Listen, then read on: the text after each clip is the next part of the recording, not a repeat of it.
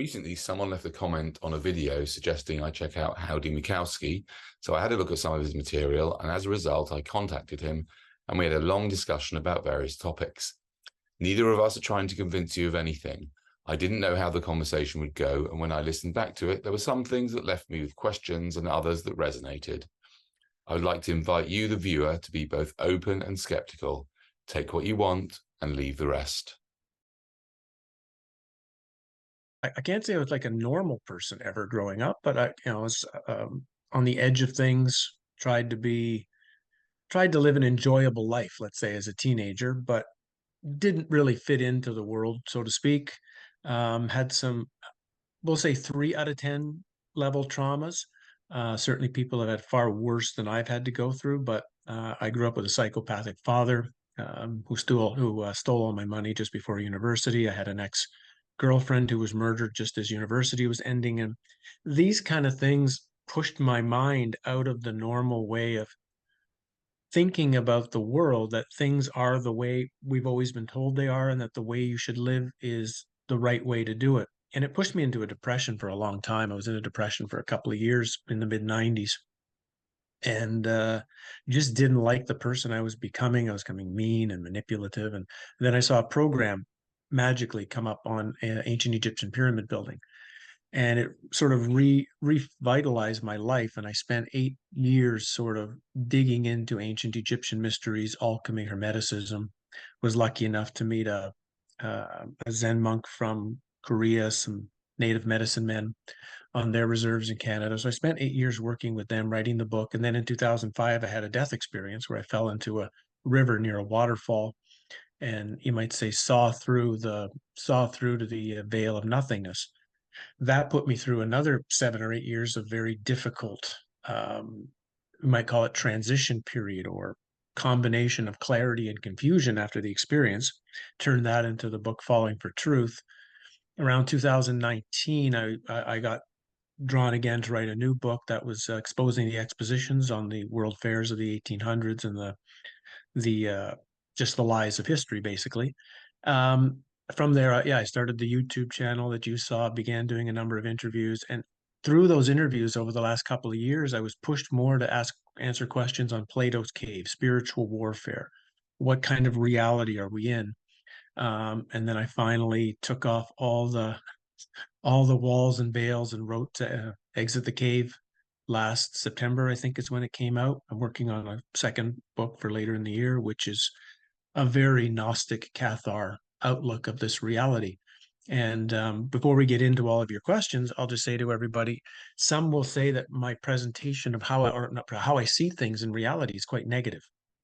And actually, I think it's quite the opposite. I think by seeing things honestly and clearly, you can see the lies and the walls and deceptions that we have been laid over us since long before we were even born. And by pulling all of those off, what you would find is truth. What you would find is the totality of yourself. What you would find is your own power. But to get there, it's a lot of hard work to slog through all of the hopes, lies, and fears that we have been covered over with. So I'm just mentioning that before we even begin, and that everything I'm going to share with you today is my own personal opinion and thesis after 30 years of research, of working into things.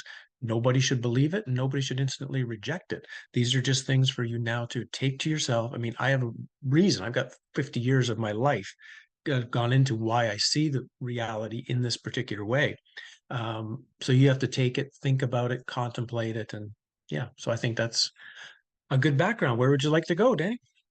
Well, no, that's really great, actually. Just before I start asking the first question I had in mind, it's like when I started, I started public speaking 20 years ago, just on a whim that I just had some thought come into my mind. And I went to a place called Speaker's Corner, which is a wonderful place. It's in London, in Hyde Park, where anyone can get up and speak. And in a way, it's almost redundant, even though I still go there, because the internet is one big speaker's corner now, so anybody can get up and say whatever they want. But there's something really special about that place in a way, because it's in person and you get to, there's something special about it. I went there and I got this intuition to, when I went there for the first time, I saw all these people preaching there. there was a lot of religion, some politics.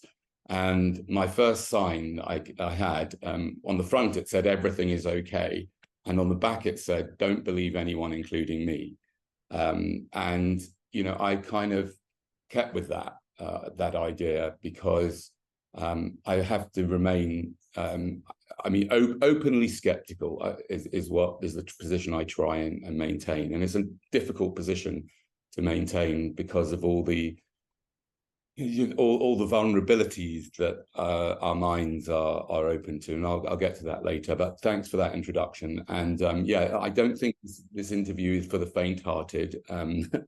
And for those people, a lot of my subscribers, just like the drama of it all. And when I was first doing this stuff, I used to challenge the police a lot, and it was fun, but it was also like, I realize now it's sort of low-hanging fruit targeting. So for those people who are just in it for that kind of thing, you probably won't like this interview, but anyone's welcome to watch. And as I'd like to just encourage you all to, again, be open, be skeptical, as open and as skeptical as you can.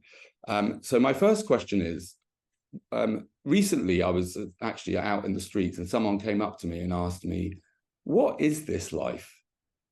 And I don't know, not many people have asked me that question in that particular way, and I thought I'd ask you that. What would you say this life is? Well, it starts with, we've been given a lot of assumptions that we take from the beginning of our first days in this reality. And it normally goes something like this. This is a world that's been created by a loving God who cares about us, who's built this world in order for us to grow and learn, like a type of school, so that we can reach some kind of perfection through a few challenges and then go back and reach this heavenly place forever and ever. That's how it's presented. I've come to see this more like the way a true Gnostic or true cathar sees it, as a realm created by an evil deity, which the Gnostic called the Demiurge, which cathars called Rex Mundi, who created a type of artificial simulation. This is, to me, it's a simulated reality, and we have been, in a sense, tricked or deceived into entering this simulation in order to run it. So we are like this. This is for me, this is the ingenious but sick part of it. If you've assume what Plato's cave is, which is the vast matrix of everything that exists in our reality. It's entire massive simulation, not just the material world, all of the realms, all of the layers, all of it.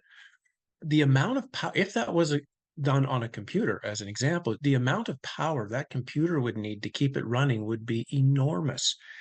It would be ingenious if you could figure out how to get the characters in the video game to generate the power to keep the game running. And in a sense, I think that's what's gone on, that we, in one sense, are the life force or the battery or the power source for the simulation itself, which is why, from the simulation's perspective, the most important thing for us to it is to make sure we stay in it. And so a whole series of deceptions, tricks, traps, and lies are designed to make sure that we don't go back to where we originally came from, which is a place I call home. That's how I would shape it generally. Then there's layers within layers within layers within the cave, right? Once you're in the matrix, once you're in Plato's cave, it's a whole different ballgame while you're here, but I still don't see it any different than a simulation I've been tricked into entering. I guess the question that comes up for me is, why was it created? Why? In one sense, why is anything created? Why did somebody create the first coffee cup, the first mug that I'm drinking of? So it's difficult, because in this case, we can't really know for sure why things were created, or even really how it was created, but we can dig through various ancient texts, right? You can dig through, whether it be the Gnostic Nag Hammadi stuff. You can dig through the Mahabharata if you're looking through Asian stuff. You can look through Native American. Sorry. What's the Mahabharata? The Mahabharata is kind of the would be like the Hindu, you might call it a Hindu Bible for the easiest way, but the Bhagavad Gita, which most people know of, is one part of the Mahabharata. So the Mahabharata is a very vast ability of text, and a lot of things in there are about creation, and particularly about the destruction of this realm and the recreation of it. So in many of these ancient texts, and you'll find this in native texts as well, it's very clear that there's a creation, you might say, and then there's destruction and creation continually. We've come to know by that word as a reset. So we've got this initial creation, and then you've got what you might say re-pushing the button over and over again to retool it in various different ways. Okay, so who's doing the creating? Who's doing the retooling? That becomes part of the question. And it seems like as like a Gnostic text would tell us that originally they put it into the mythology of Sophia and the mythology of one of the original aeons, sort of these first perfected beings who decided to create without a male counterpart. So created without a proper male-female balance in the creation. And so what she created was this improper being. We now call that the Demiurge. And it was the Demiurge who decided then to continue with its own creation for its own purposes. Now, I'll just say one thing and I'll let you comment and go. Now, the weird thing about it is it seems like if you read the text a certain way, it seems like the Demiurge wouldn't be classified as evil at the beginning of this entire creation. He might have been off center or not clear or not balanced, you might say, but he wasn't evil. But because he was creating from a place of no life in the original universe, they called it the pleroma in Gnostic terms. In ancient Egyptian they might call it the nun, the watery totality before the material world. And in that, when he began creating the demiurge, as he began sinking deeper and deeper into the material, that's what's happening. We're kind of going, you have the mental realm, the astral realm, the etheric realm, and as you go deeper and deeper, you might say, how to say this simply, he might say he picked up a disease. The further the demiurge went down, picked up a disease, and so the demiurge got sick. And the evil comes from the sickness of the realm that was being created. Somewhere in this point of time, us, or those of us that are human, I'm I have a lot of questions as to what percentage of people are actually human out there.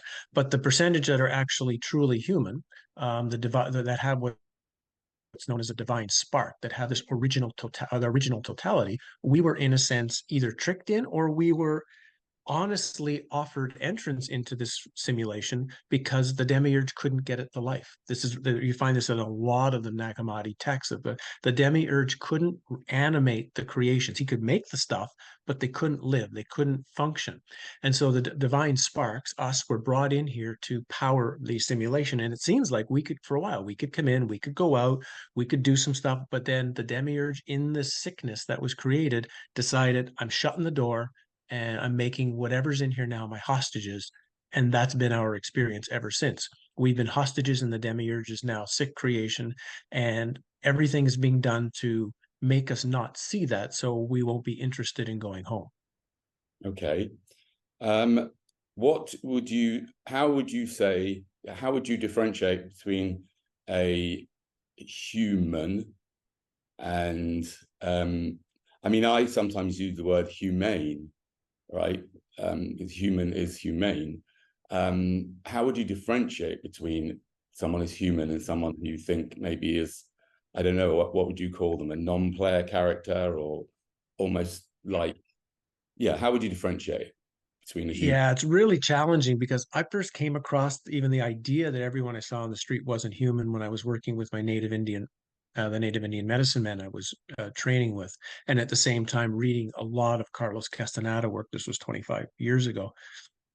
And in the course of my exercises, I began to notice, based on certain energetic constructions and whatever, that certain people were not human. I didn't know what they were. I tried at the time to differentiate very simply, sort of like angelic helper beings and demonic evil beings. I could kind of, okay, there's this kind and there's this kind, and then, that was as far as I went, and I kept it to maybe like, well, there's 1 or 2% of the population that I'm seeing like this. as we've gone through, and my work's gone over 20, 30 years, and we've gone through this 3-year stupidity, and we've begun to see the ease of the hive mind that is so now.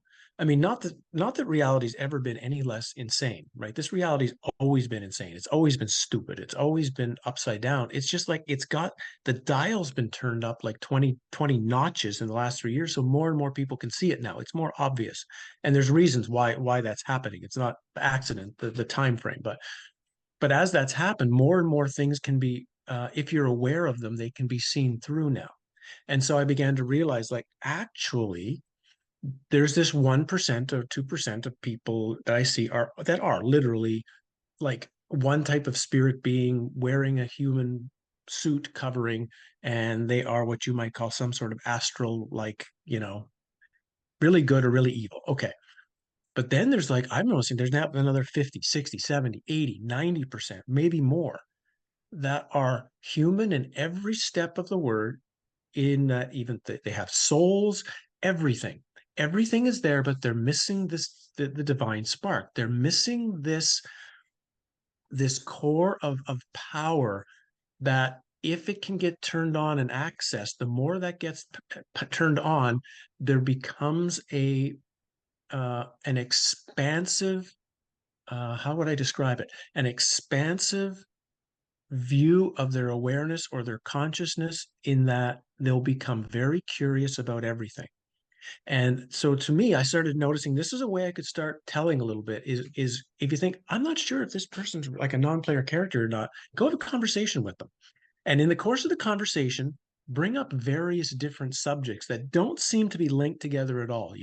Okay, talk about the weather, then talk about building your deck, then talk about golf, then talk about a car accident, then talk about something over, and see what if their responses to your questions are the same, or the conversation is the same.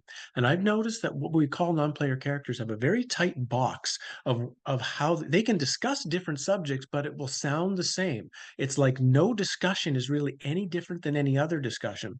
Well, those I feel that these are, I would almost for sure, these are humans.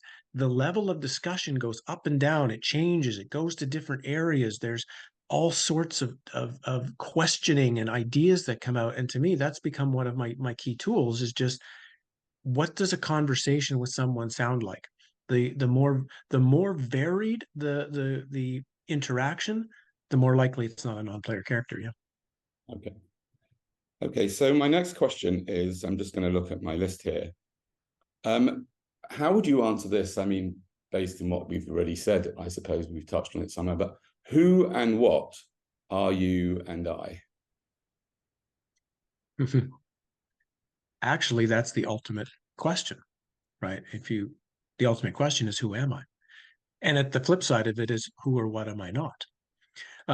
So many people, because there's to me, there's two sides of spiritual, what you call spiritual work, or work to find the truth of who you are. One part is more standard spirituality, which is in a sense this: who am I? What am I? What is awareness? What is consciousness? What is, nothingness? These kind of things. And then the other side is looking outward at, what is this reality I'm in? How is it structured? How does it work? What's going on here? How real is it? Both of them are very much need to be together. But if you'll notice, any so-called teacher or writer, they've picked one side or the other, and all of their work is on one side. And even if it's useful, it'll be lopsided, because it's only half of what needs to be looked at. So when you're saying like, who am I, from my death experience, these are again my own personal viewpoints from my own experiences. But when I had my death experience in 2005, I had already gone through 10 years of testing reality.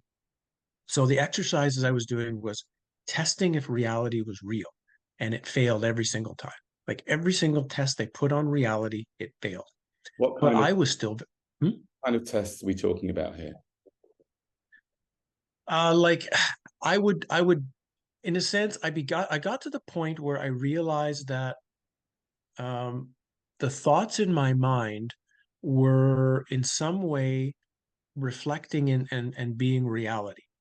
I mean that to the point that, like, not just like if I feel happy, I get a happy experience. If I feel negative, I get I mean, like, literally, the reason the table is in front of me is because I have the word table in my head.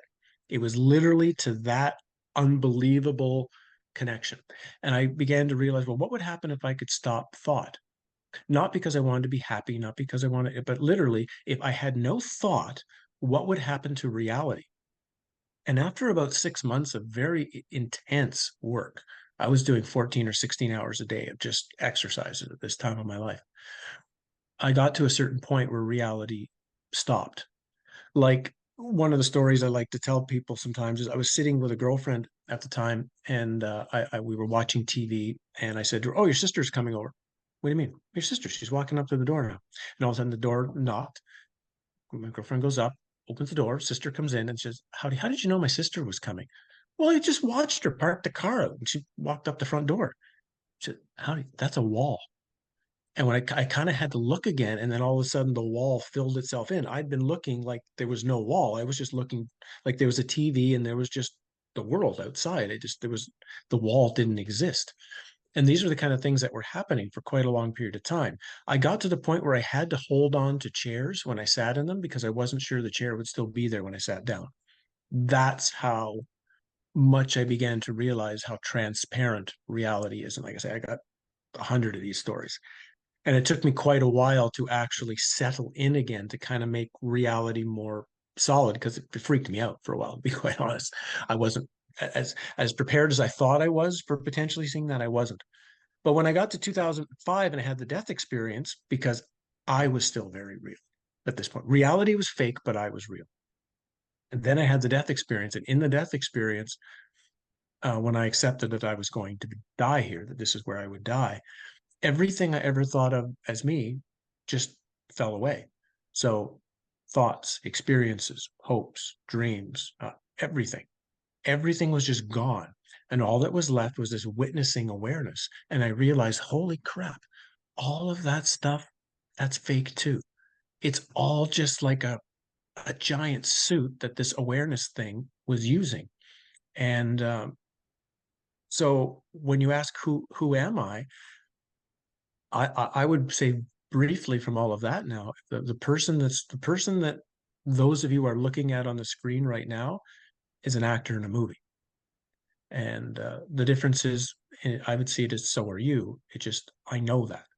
I know that I'm an actor, but I also know there is something that is truly me. And that thing that is truly me is also truly you. There's no difference between what is my divine spark and your divine spark are the exact same thing. It's one thing. We've just been tricked to put on this complete other virtual reality set of suits and trans interact, thinking that one thing is going on when it's actually not. And so it becomes, in one sense, that's a very freeing understanding, of course, because you have an immediate detachment. I just did a video on my locals channel about that because some people have been asking me about attachment. Well, how do I need to detach from things more? And I said, well, actually, detachment isn't about objects. It isn't about things. The detachment is to yourself. As long as you still think you're real, that's the attachment. As long as I still need to do this, or I need to protect from that, or I need to achieve this, that's the attachment. It's not the stuff. It doesn't matter whether you have a closet full of clothes or a car or whatever. The attachment is here. Once the attachment here is gone, then in a sense, it doesn't matter what happens or doesn't happen externally from you. Actually, you would have very little attachment because you see reality as like, a dream. So of what value are things in a dream? On the flip side of that, like, yeah, I prefer, like, if I meet somebody, that I get a hug than a punch in the face. I prefer to walk on the grass and not step on a piece of glass and injure my foot. And, obviously I prefer enjoyable experiences over non-enjoyable experiences. And we can learn in the cave itself how to navigate in certain ways so that we can um, make it a little bit easier. We can't control it completely like people try to think you can, but you can navigate a little bit easier. But I don't forget one way or the other that it's not as important as the dream tries to make it seem to us. So when I step all that back, and you finally asked me again, go back to the original question, it would just be I'm I'm like the totality of, or I'm the totality of something that is beyond the matrix. That's the best way I could describe it, because I can't say I know truly what I am, but I know what I'm not. And I know I'm not this thing, and I know I'm not the matrix, and I know I'm not the simulation, and I know I'm not all of the experiences of every single being that's ever been in here, most of which, of course, is unfortunately suffering and pain and extreme horror. And I know I'm none of it, but I have tremendous empathy for the dream. I have tremendous empathy for the animals and the plants and the people and everything in this place, because I know how hard it is for everything just to be in here, and how confusing it is, how difficult it is. I mean, that's probably, I mean, I've watched some of your videos just to, I like to see what someone talks about before I come on, so I get a bit of an idea, right? And I know you do a lot of like discussion about not having children, which is a very cathar like viewpoint, of course. And that, of course, is something that the system, the matrix itself, has really put into the you might say the genetic code. This is like the number one thing you are supposed to do, and you're a failure if you don't follow the code. And like anything, it's like trying to see what's the code that's been put into me, that what's the robotic code that's put into me. So every robotic code we can find, we want to say, I'm going to break the code and go against that code. That's the only way you can ever learn to have a bit of freedom here, is you can't let the programming dictate your experience. And that's been generally for all of us most of our life. I really, really like that. What I'm going to do now, I don't know if you've ever seen it. I do it in the videos, and I try and do it on my on a daily basis. And I'm just going to do it now. Is I'm just going to take a pause for maybe 30 seconds to a minute, because I find that if I do that on a regular basis, it sort of prevents my robotic programming from coming in. Mm. Creates a bit of a space. So I'm going to do that, and then I'm going to come back to you. So just bear with me a moment.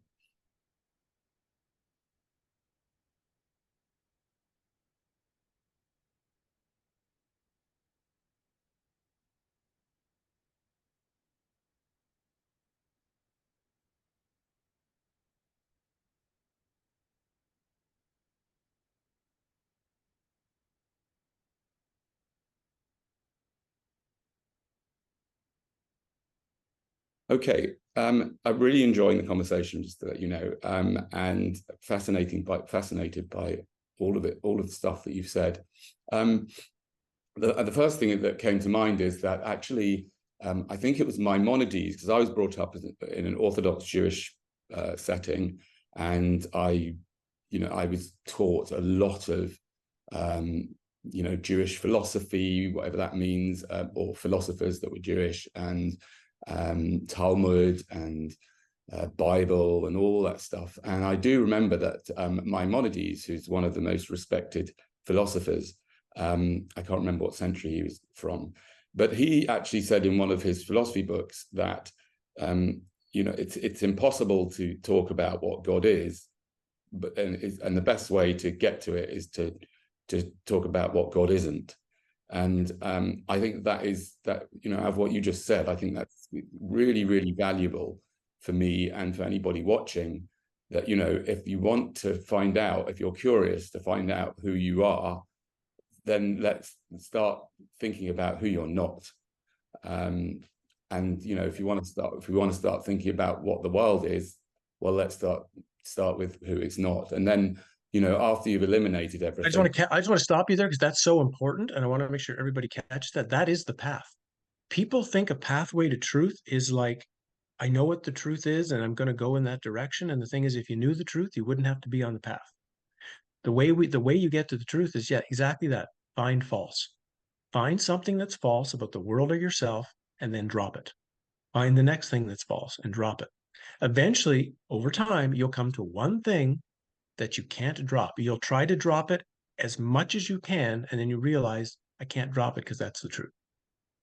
That's how it happens, actually. Right. Great, thank you. I'm going to come back to that, actually, because I've seen one of your videos, a fairly long one, where you chat with somebody about doing nothing or not doing, and I found that really interesting and fascinating. And we're going to come back to that in a moment. But let me just go back to my list questions. Yeah, yeah. Okay.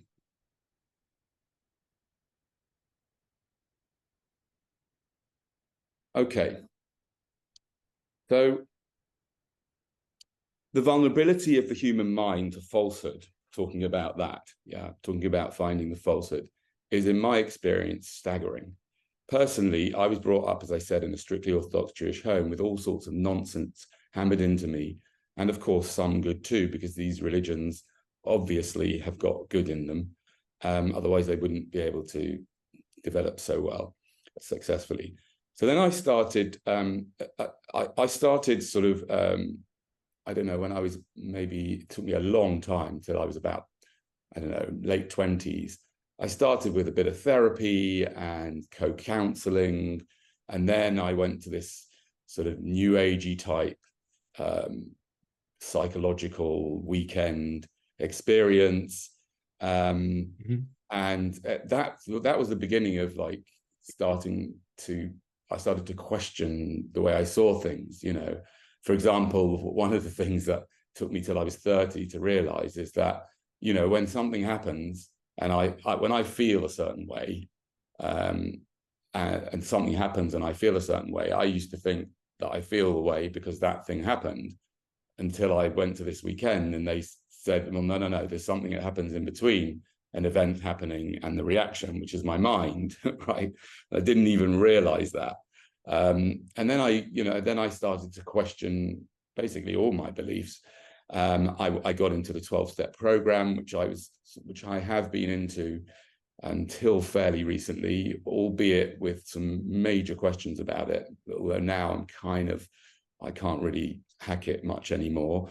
I became vegan. Then I was introduced to antinatalism, Gnosticism, cathars, etc. I also started learning finally about cognitive biases, of which Wikipedia names 180 of them, and logical fallacies, which are sort of related. And bearing in mind that the professor who wrote I read this book recently about transhumanism by a female author, I've forgotten her name, Eloise or Elise, someone or other, Bohan, I think. And she mentioned that there was a professor who wrote a book about logical fallacies and was asked, logical fallacies and cognitive biases, and was asked, you know, now that he's written the book, is he still vulnerable to them? And he said, yes, right? So, you know, as you look back on your life and see how much falsehood you ingested, do you think it's possible that in 10 years' time, you'll look back on yourself today and realize that some or even much of your thinking was inaccurate? I expect it maybe next week. That's a big part of I think why I've actually been able to move on the path is that I never, although I did for a couple of years, I got trapped, and I can explain a bit of the trap, was that I never really acknowledged that I know for sure.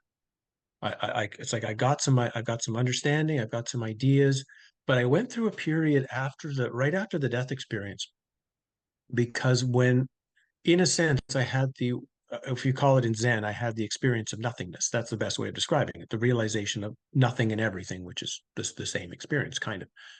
But what happens is, and this is where the gurus get tricked, is that if you think of your computer screen as the totality of experience, okay, so in the experience, I got like a light shone on like this corner of the totality. So I saw this clearly. The problem is because reality is holographic, I kind of also saw everything else at the same time, but not without the clarity. But the egoic mind, which is still existing, tricks itself into thinking, oh, but you do know everything. You've seen everything, which is kind of true. So you know everything, which is false. And that confusion put me into some trouble. Around 2007 to 2010, I was doing lectures for a while, back when lectures was still actually happening in the world, right? And I did some of those and was talking to people, and I think I confused, unfortunately, more people than I helped at that time, mostly because I was still pretty confused. And I stopped around 2010. I just stopped completely doing anything. I stopped talking to anybody about this stuff. And it took me 5 or 6 or 7 years of inner processing to partially come to what you just said, is the realization okay, what is it I feel comfortable that I think I know? What is it comfortable which I think I feel I've got an idea about and can present it that way? Kind of like if I had to make a suggestion, it's this. And what do I know I have no idea about at all? And the more I got comfortable with that part of it, um, the more it became I could start doing this and start, because it's one of the things now people have who've come to the channel or watch interviews about me. They say it's that you're speaking about really difficult material, but you're doing it in such a very calm, relaxed way. And I say, yeah, I can do that because I no longer need to be right about this stuff. I'm just presenting what I've seen and what I've experienced, and a lot of people seem to understand it in some way, in their own way. But yeah, tomorrow, if by chance a totally different experience happens, yeah, I could come out and do a video 2 days later and say, hey, you know what? I've been telling you all this stuff. I think that's now wrong. Certainly for me, like as a one of the big things that changed that a lot of that for me was when I wrote the Exposing the Expositions book about the world fairs in the 1800s a couple of years ago. Because I grew up as a historian, that's my um, university background. And even though I wrote the book on Egyptian archaeology and kind of overturned all of that as a lie, that the old history is fake that we've been given, I still held that modern history was somehow true. I still, oh yeah, there was definitely was a Napoleon and there was a Civil War and there was, once I went through all the stuff about the world fairs and all the lies about the buildings and the events and what was going on, and then everything else that was happening in the 1800s, and I finally said, holy crap, all of history's a lie too. How did I not see that? Like, how did it take me 48 years to figure out history? All of it is a lie. And that helps also to release a lot of because now I can say, well, if that's a lie, probably everything that I've ever been told or ever even believed is a lie, which is crushing on one level, becomes freeing on another. Because then you can say, yeah, why do I believe anything? Why did I believe some grade 4 teacher when they told me something from some book? Why did I just believe that? This gives you a chance to dump everything, literally start clean and say, you know what? I'm going to create my own belief structure. I'm going to create my own knowledge and understanding of what this place is.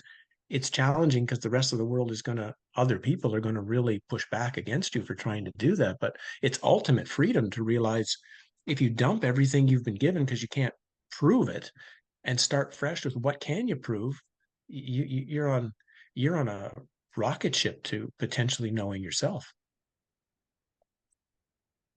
Okay, great.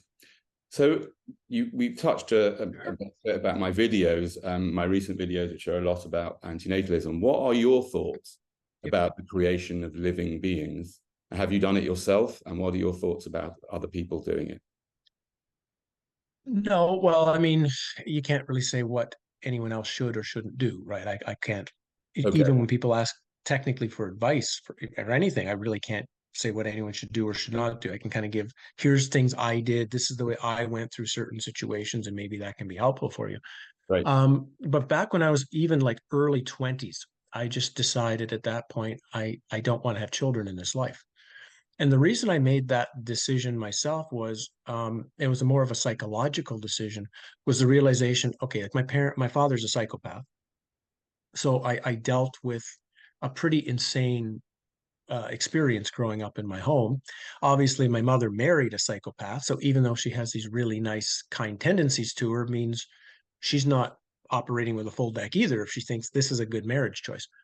And I realized at that time that generally the type of parent someone becomes most of the time is a reflection of our own parents. That's just what we do. Would take having a number of children before you could even start overturning all of that stuff. So I knew right away the first child I have, I'm probably going to act a lot like my father with it.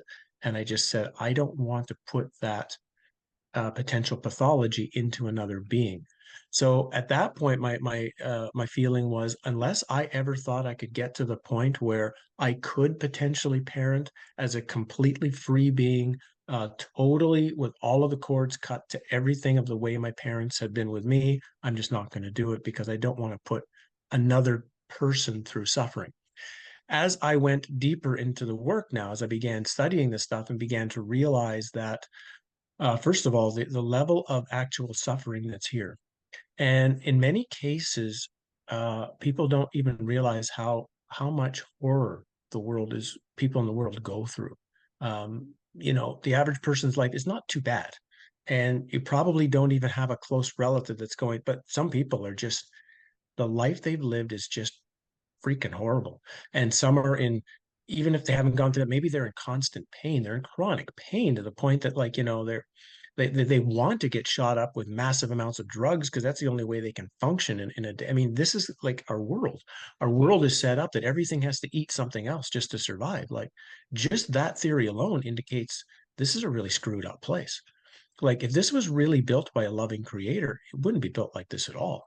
It would be built in a completely different way. So just Also, those I indications was tell me wondering, that. Hmm? sorry, I just wanted to interject here, is like, Yeah. when I speak about this kind of thing, and about, especially in Speaker's Corner, all these people who worship God, I say to myself, like, if I would have created this, I would be I would just be so devastated. If I created all of this, I would be devastated. I would run away. Do you know what I mean? I'd be so ashamed of this creation. It's just such a horror show for so many beings. If this was a company, this God guy would have been fired a long time ago. Like, you're just incompetent. Because actually, it indicates either God's insane, wants to see suffering, or just doesn't give a shit. There's only two answers, because you couldn't let this. If you're omnipotent and all powerful and supposedly all loving, you would eventually step in and say, "Holy shit, have I screwed this thing up? Sorry about that. Let's fix it." So because it's not getting fixed, it indicates that it probably never will get fixed and never has been fixed. And this is I think one of the points where I get into a bit of trouble, because a lot of people in the, not trouble, but a lot of people are spending most of their energy trying to fix the world.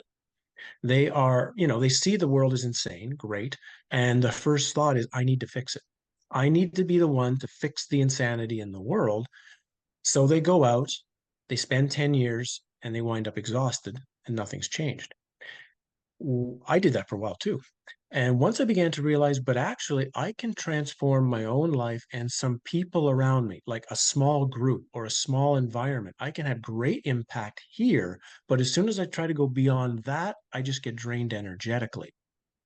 So that to me was a really huge shift, was work and help and be of value where you can be of value, but kind of know your limit. Know that it's like I say, if the system was set up to be insane, and that's how it was set up and how it's run. If you're trying to change that, it's literally you're trying to change the entire computer program. And I guarantee you and I don't know what the program is or how to change it. We can think we do, but no one's done it up to this point. So going back to the point of the question then is, then everyone who's born in here is born into suffering. Like, that's if there's an original sin, I'm going to write about this in my new book. It has nothing to do with sex and Adam and Eve and whatever. The story is indicating the original sin is just the original sin of it's coming in here. That's the sin. That's the initial trauma. And that's the trauma all beings have at their core is, I'm in a fucking simulation of suffering shit. And that's what we're all dealing with to uncover. So from that perspective, we've got two sources. We've got hundreds of millions, tens of millions of children suffering like today that desperately need help.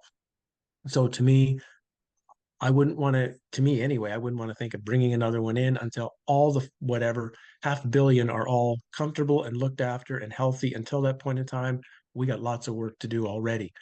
From the Gnostic perspective or the Cathar perspective, because the Cathars were very clear with their group, because when you became a true Cathar, you took on some very deep vows about the rest of your life, and from pacifism to vegetarianism to a number of different things. One of which was to not have children, and the reason for that, in that deepest part of that, was because they felt that as soon as you create another being in this world, you're creating another place where another divine spark can be trapped into. So their goal was to release as many divine sparks as possible, release as many trapped souls, not create more spaces for more trapped souls to be stuck in this wheel of suffering. And so So you look and back on someone it, might ask, like, even though, yeah, go ahead. I'll get into something later, but go ahead. sorry. So you look back on it, and at the time, you had a narrower perspective, and you didn't do it because you thought you wouldn't be able to be the right kind of father, and that was sort of still focused on you, wasn't it? Rather than, I mean, it was sort of focused on you and the child, but now Right. I guess you look back on it, and I guess you must feel some appreciation that you at least made that decision, even though it wasn't. And you think, wow, from thank goodness you didn't do it, because from the child's point of view, even if you would have been the perfect parent, even if it would have overcome, or even if your father would have been a nice guy, still you wouldn't do it now, would you? I presume. No, no, definitely not. 100% no. But then this question will come, well, what about, say, well, now I am a parent. I do have a child. How do I go about and say, and I see through the world as a realm of shitty suffering and pain, and I don't want to do this anymore. What do I do with, how do I handle that with my child? Very valid question, right? And it becomes a sense of, well, the greatest gift we can give to any person in the realm is totality of knowledge and totality of clarity, and being of value to share that knowledge. So I would say that as you become more clear with what reality is, share that with the child at least, and give the child various opportunities to, in their own way, come to their own conclusions, because they're now their own being in this place. But the opportunity for them as well to perhaps see through what you might have seen through, and help them in that manner. And again, I'm not telling people, like I just said, I like getting a hug over a punch in the face. This is not about finding ways to say the world is evil and I'm going to reject it and I'm going to hide in my closet and my room and I'm never coming outside. That's, once you get this understanding that I'm an actor in a movie. There's a movie, there's a play going on that has been structured, has nothing to do with me, but it's been put together and I've got a role to play in it. So it's important I play that role, but I don't identify with the role, I don't believe the role, I don't take the role seriously, but I take seriously that I have a particular character to play. Carlos Castaneda called that having controlled folly, which is seeing that act eventually, when seeing through the world, is seeing that your actions are folly, but you still have to do them, and you have to make it seem like everything you're doing is very, very important and very real, and that's controlled folly. And in that manner, you're becoming more like a the way not doing would be described by a Taoist, which is doing is happening, but you are not the one doing, but actions get done. It's a very complex thing, and it can sound like guru speak, but it actually does. It does produce a different kind of functioning in the world where you can be in it, you can enjoy certain things, you can help when it's needed to be helped, you can avoid what needs to be avoided, but you never take it back and sort of personalize it's all about me, if I can explain it that way. It's a very challenging thing to put into words. Okay. What are your thoughts about reincarnation? Yeah, I never believed it for a long time. Or I was, let's just say, I didn't believe it. I was 50-50 on it. There was nothing I could, for a long time, that I could prove it, and there's nothing that I could disprove it either. I didn't have any memories, so that was my way of kind of saying, well, maybe not. And you hear all the stories of, well, 8,000 people are all Cleopatra, 8,000 people are Napoleon, and But as I began deeper study of Plato's cave, and of course, the whole story of Plato's cave is just, the whole allegory is just, it's terrible. Actually, it's useless. The greatest allegory of the reality that we're supposed to have is terrible. But anyway, as I went through looking at younger children's um, presentations of a previous life, they are so unbelievably credible. Like the information that they are providing about a previous life is impossible for them to be faking or make it up. It's like, and I had to start realizing this is really true. And as you dig into every religion, it doesn't matter what it is, every religion had reincarnation at its core. The Western religions took them out about 1,500 years ago, but they were in all of them at the beginning. So in every single one, the East still has them, but the West took them out. And as I began digging through it, I began to realize that that is a huge part of the cycle. Now, I don't just mean reincarnation, though, by past life here, present life, future life. I literally mean also where you're having this particular life over and over and over again. That's another type of reincarnation where, I die and then I get born again as Howdie Mickowski in 1969, live this life again, and die. So I also, so I had, and I can say this because I've had experiences of myself dying in parallel lives. Like I've seen myself in other experiences where how I've died. And as I went through these other realizing, I don't know if they're parallel lives, looped lives, but I know they're me. And once I realize there's millions of me's, that would make sense. If some creator was building a world and it's like it's told, like if someone say, oh, this is a world built, the creator wants experiences. Okay, why would you just make one me in one world? That's stupid. You would make a billion me's in a billion worlds, so therefore every single experience is possible. So I know there's millions of me's as well. And I've tracked some of those. I've tracked who I married in those lives, what kind of lives I had. And what's interesting in almost every case, they were all very plausible. Nothing was like out of the ordinary, too crazy. They were all very plausible potential lives that if a slight change had happened here, if I talked to this woman a little differently, and I also noticed how some women that I had married in some of these other lives, I had really good connections with them in this life, even though it didn't seem like on the surface we should have a good, easy friendship. So I noticed that there's a lot of bleed through. And people might get this in their dreaming. Have you ever had this where I'm saying to you, Danny, but to everybody, have you had a dream where you wake up from the dream and you realize, oh, wow, I dreamt about that experience. Well, I haven't thought about that in a long time. Something that happened 10 or 15 years ago was really, really big event or something really, and then all of a sudden, wait a minute, did that happen? I don't think it did.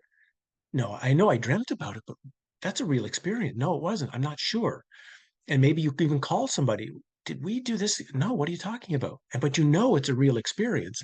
And I started to understand what's happening is that those are parallel lives in the course of our dreaming, bleeding together. So in a sense, I was experiencing an event that Howdy Mickowski experienced, but not this one, a different one experience. So the reincarnation issue becomes challenging because we've got the potential reincarnation of different bodies through linear time, or we've got the reincarnation of the same body over and over again in a similar simulation.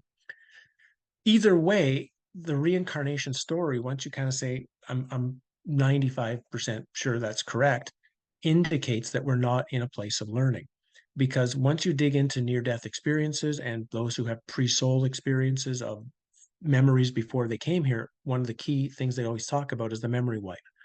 The fact that just before they come, these archonic beings, the you might call the demonic beings that kind of run the world for the Demiurge, the simulation of the Demiurge, wipe the soul clean, and we come back here remembering nothing or very little as children, and then as we grow, we forget most of it.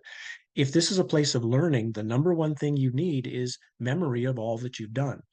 I like to say if I have to touch a stove every morning and burn myself to find out that a hot stove is hot to touch, well, that's insanity. But that's our world. I mean, by now, if let's say you and I have had 500 lives, let's just say, assume that's true, we should have almost experienced just about everything by now.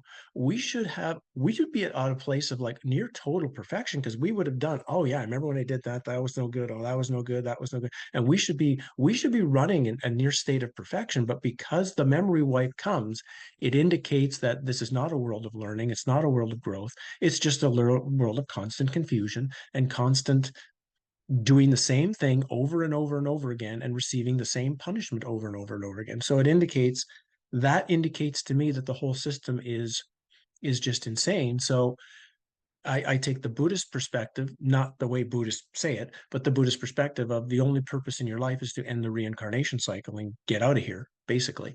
And the problem is, I don't think the tradition anymore actually tells you how to do it. It kind of tells you how to get comfortable with the cycle, but not really how to escape. To put it that way. So that's now become just the focus of my life. Is just um, um, I'm tired of this place. There's nothing in it that I like. It's an insane suffering pit of hell, and I'm going home.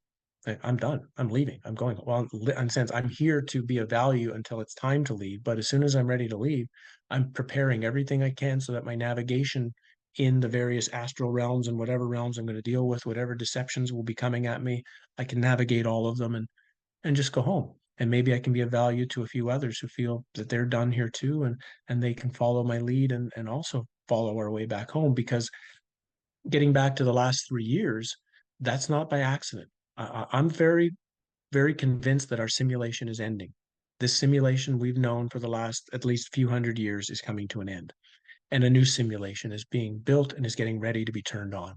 And we're in a switch point where we're not really in the old one anymore, but we're not in the new one either. And all the things that are going on, all the insanity that these, we'll call them governments or whatever you want to call them, if you're putting on the world, is not about this simulation. It's preparing the souls for going into the next one.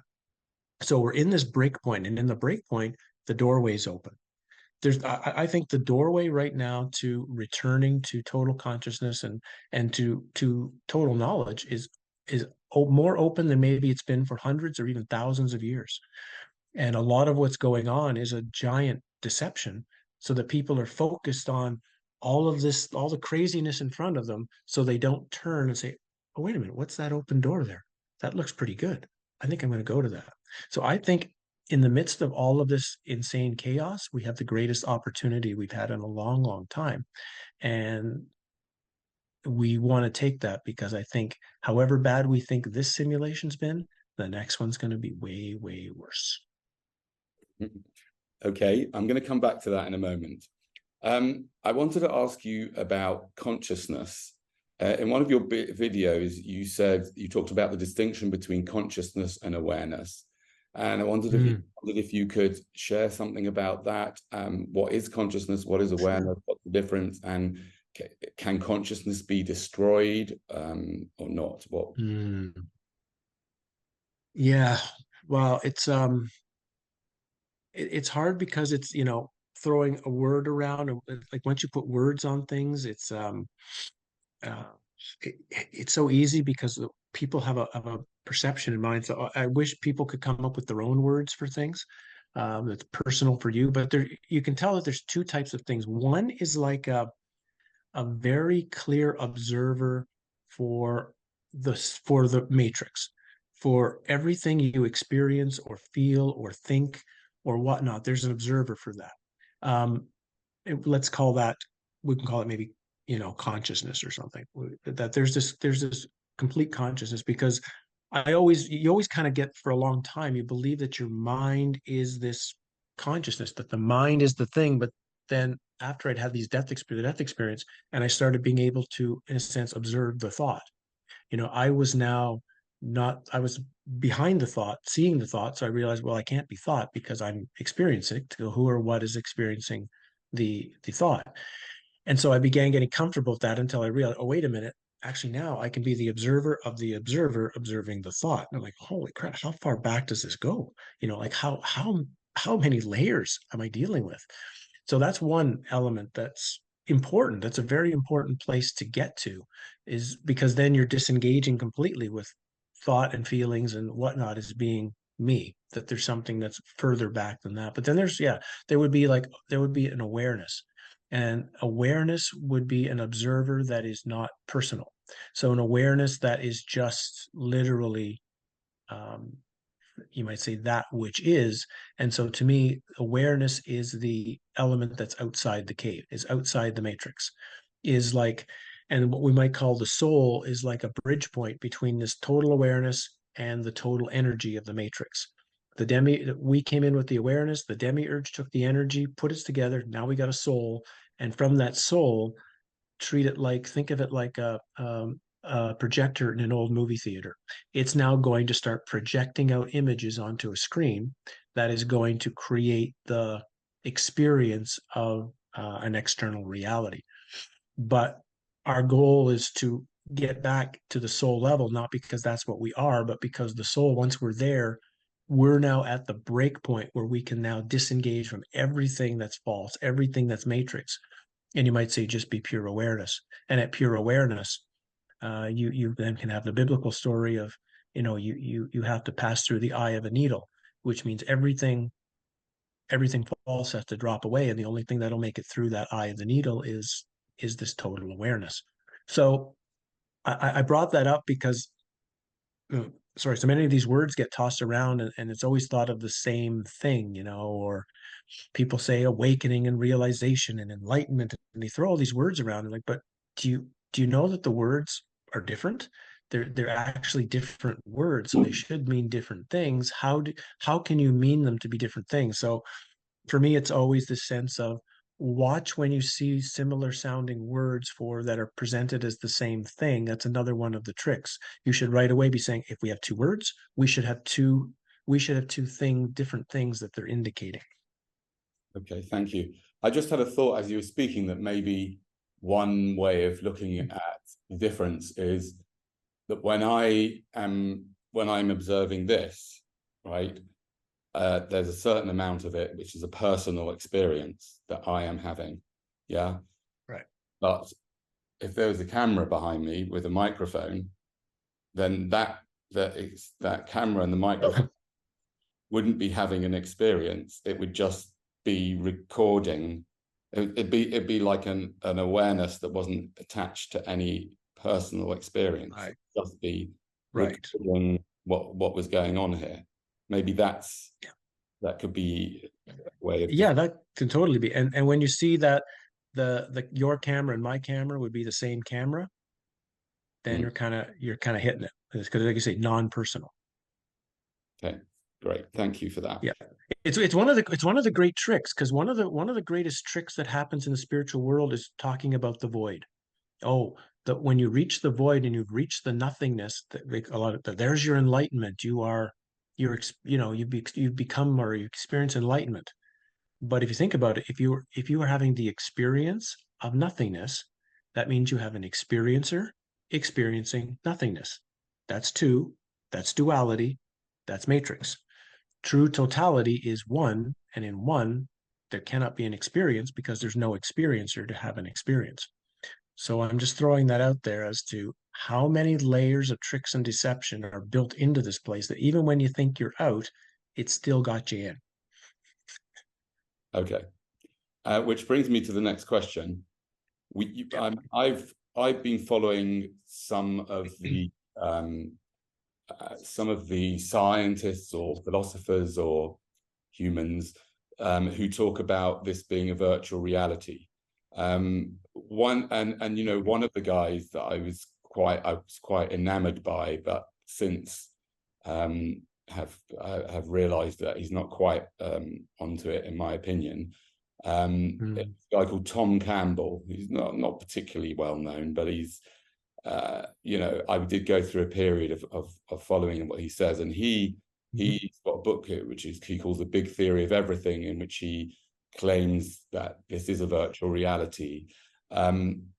I don't, I certainly couldn't. I'm not a scientist in any shape or form. I don't really have what it takes to really get a grip on some complex scientific ideas. What I kind of the tiny little bit of, I don't even call it understanding, but what I took away, from a lot of his stuff was that, which sort of relates to some of the things you were saying earlier on, that he was sort of claiming that based on a lot of his stuff comes out from the double slit experiment. You're familiar with that, right? Where the light behaves as a wave or a particle, depending on whether it's being observed or not. And he kind of extrapolates from that, or relates that to the idea that the way he explains it, in my understanding, is that when I open my eyes and look around here, even though this doesn't feel like it's real and possible, he says that what's happening, I think he says this, but it doesn't matter whether he says it or not, but he says what's happening is that the computer, so to speak, is rendering it into reality by my observing it. And this sort of relates a little bit to what you were saying about before, and checking out reality and walls, etc. And so it's only because we're here that it's actually rendered into reality all the time. So that way the computer, saves a lot of energy, so things are not there when there's no one there or nothing there to observe them. That's one of the things he said about this reality being a virtual reality. Mhm. And so I guess you've spoken about it being a virtual reality. You've also related that to I think the cathars and Gnostics, but I'm going to get to that still. Hopefully you'll be able to be with me. This is turning out to be quite a long conversation, but that's fine with me. You've spoken about this being a virtual reality. I've just shared with you one sort of aspect of it that I've got from somebody else. So my question is to you, when you say this is a virtual reality, what do you really mean by that? And the other point about it is, does it even matter? Why does it matter? Because one of the things that one of the things that really put me off Tom Campbell is that I asked him about bringing people into existence. And, I said to him, yeah, this is maybe a virtual reality or maybe not. And all of what he says about healing and all that, he's got a lot of things about healing and you can heal people with your mind and all this kind of stuff, right? And I said to him, yeah, but this is a crazy realm of suffering. Why would you bring people into existence? And he just basically completely made fun of my question and didn't really answer it in my opinion, he answered it very, very badly. And that was the end of me having anything to do with him. So my question is to you, what do you mean by virtual reality? And does it make any difference? And how does it make any difference knowing that it is a virtual reality? Yeah, and it's an important question. I mean, these are, the questions you're asking here, these are true philosophical questions. Like these are the true questions that philosophers for thousands of years have asked. And as we can see, we don't really have a complete full answer. And those that try to think like or say they're giving a complete answer, they're lying. They don't really know fully. Um, by virtual reality, it's I mean as like a metaphor, because it's not really virtual reality the way we think of it. Like if someone says it's a computer simulation, well, not really. It's like that. It's like when older teachers would say, well, it's like a dream. Well, it's not like a dream either, but these are ways of trying to give the average person a metaphor of trying to grasp that its reality's a different solidity than we may have thought it was. So that's the first thing I would say is the solidity of it. The second part of it is there's a projection element to it, that like a virtual reality, if you put on a virtual reality headset, there's kind of like there's a projection from the headset, and there's a how would you say it, like a rendering from yourself of what you're perceiving, right? The brain itself has to almost trick itself into thinking what's in the headset is really going on. And I've noticed that's what's happening in a lot of uh, parts here, because one of the things that really bothers me about all these traditions in so many cases, it's like if something's bad happening in your life, it's your fault. You don't have nice enough thoughts, you're not pure enough, you don't have a nice enough heart, you're not doing enough good things. And it's not completely false, but it's nowhere near true either, because once you realize that what we project is just a part of reality, just a part of the experience, the reality itself is projecting experience as well. And a lot of what it projects, we can't alter or change. And usually what it's projecting is shit. So when shit comes into our life, we have to say, like, maybe some of it could be coming just generated by me, but likely you'll find out, unless you're like, walking up to somebody in the street and punching them in the face for no reason, probably the shit that's happening in your life is coming from the dream itself. So it's a way of then taking away the blame for the garbage of reality. If anything, who we should blame is the creator of this place. Because again, if the creator wanted a much happier world, we'd have that. So to me, there's only one person to blame for the shit in the world. It's them, not any of us. So when I say it's a virtual reality, I mean it's what's going on is not it's not what we think it is. It's not what we believe it is. But we're not totally sure what it is or isn't either. So we get to the question of, it's easy when you see through that to say, well, then it doesn't matter. It's a dream. It's not real. So it makes no difference if I go to work today or not. It makes no difference if I eat 42 packages of chocolate and ice cream or if I eat a healthy meal. It really doesn't matter. And on one level, bizarrely, that's true. On one level, to that which is, to awareness, you might say, or to totality, no, it doesn't matter at all. But once you move into the perception of the soul and the consciousness and everything that's here, it will have an impact. If I eat 42 chocolate bars now, I'm not going to feel very good tomorrow and in the evening. That's guaranteed. That's like there's things about the way whatever this is, it might be fake, but it has very specific elements of ways that it will interact with us. And in one sense, that's good. In one sense, that's bad. It's nice to know that, hey, if I don't feel so well today, I can go get some lemon balm. I can put the plant in my tea. I can get, and it'll take the stomach pain away. That's great knowledge to have. But it also doesn't mean we should take it as important. So I guess that see what I mean? It's a really difficult question, and so it's challenging to answer because somebody could say rightly, well, it does. This is sort of an Advaita idea. The Advaita idea of it's all not real. All you have to do is find the real thing and sit and drink your tea. Ha ha ha! It doesn't matter. But then you're actually in denial of the way that the reality's been structured. And to me, it's very, very important to not be in denial of the pain and suffering and the mess of this place.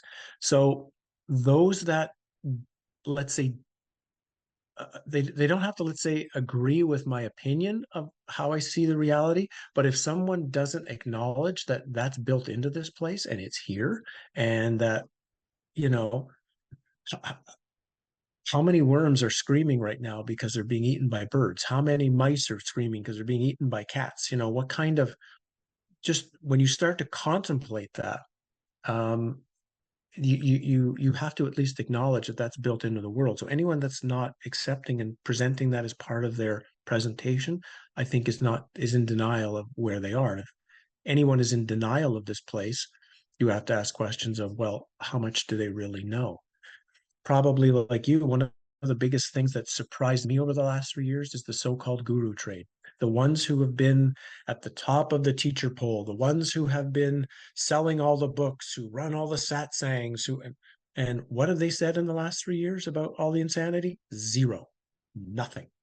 Now, if they're supposed to be teachers that are going to lead you to ultimate truth, and they can't see the biggest relative lie, the biggest relative bullshit in probably the last several hundred years, if they can't see this, how are they ever going to possibly lead you to ultimate truth? As far as I'm concerned, 99% of everyone who might be classified as a guru or a teacher has shown themselves to be absolutely false, 100% garbage, and should be tossed in the garbage pail. I have a lot of books that I look back now and I thought, I kind of treated this person quite highly. And then I watched what they had to say like 2 years ago, and I'm like, what the crap, in the garbage.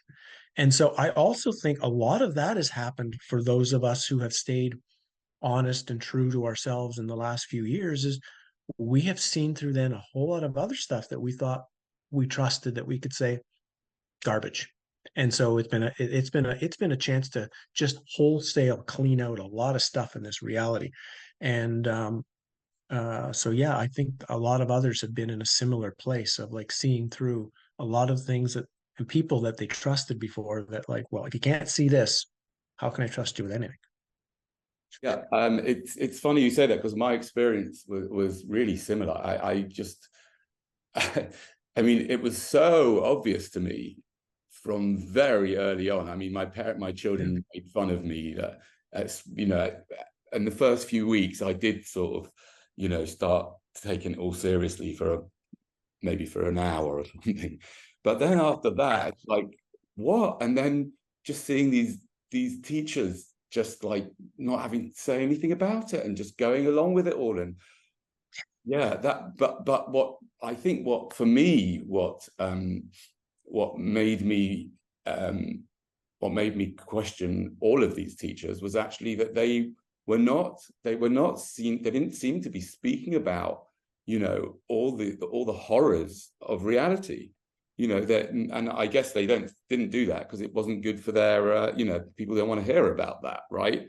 So if you've got a big business going, Sadhguru or something, you've got millions of followers, or whoever all the other guys are, right? You start speaking about that, and people are going to start walking away. But for me, if you know, for example, you know, we were talking about earlier about bringing people into existence, and again, when I look back at the, you know, all these gurus, and or even the ones that are still talking about Advaita and things like that, yeah, and they've got all these people sitting in front of them, you know, going through all sorts of struggles and trying to, you know, meditate, trying to get over themselves and trying to deal with all their anxieties and their pain and their illness and problems and everything. And none of these guys, you know, as well as all the missing all the COVID stuff, none of these guys are saying anything about, well, you know, yeah, I'm happy to help you here, but please don't, you know, don't bring any more people in so that I don't want any more, you know, I've got enough people to deal with here on this planet. You know, there's no question about that.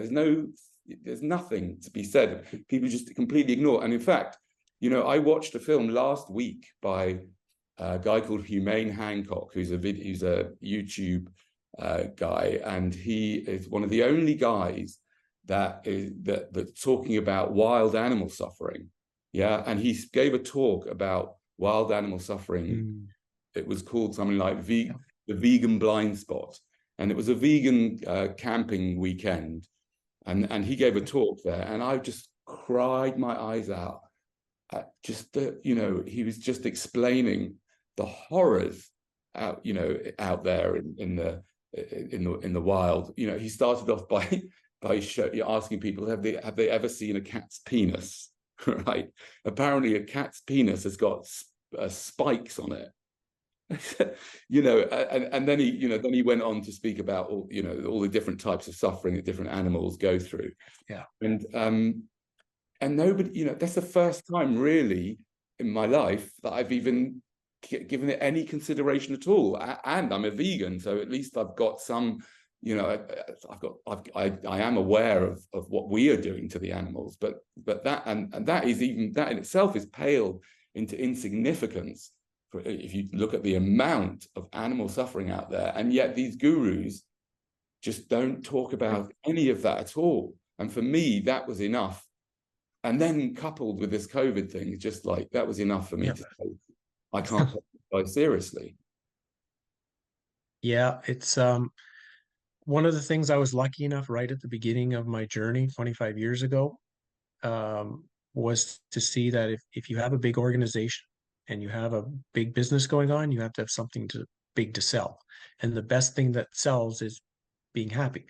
Because the number one reason you're drawn to any sort of spirituality or spiritual teaching is a person is suffering, a person is feeling painful. And the number one thing they want is to feel better or feel comforted. That's another important one. Someone or something loves you, someone or something will save you, someone or something will care for you. And these gurus make big money from promoting that.